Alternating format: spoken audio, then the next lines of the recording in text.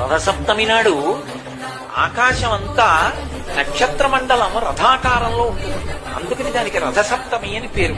ప్రతి సప్తమి తిథి నాడు సూర్యకాంతి చాలా విశేషంగా ఉంటుంది.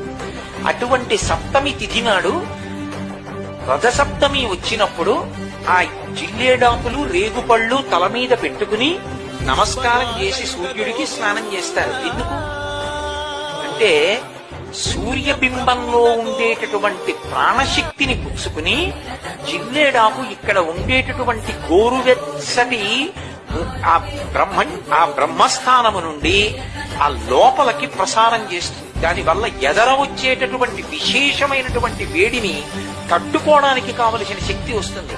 రేగుపండుకి ఓ లక్షణం ఉంది, పీడ తీస్తుంది. అందుకే పిల్లలకి భోగి పండగ నాడు చిల్లర పైసలతో కలిపి రేగుపండుకు వస్తారు.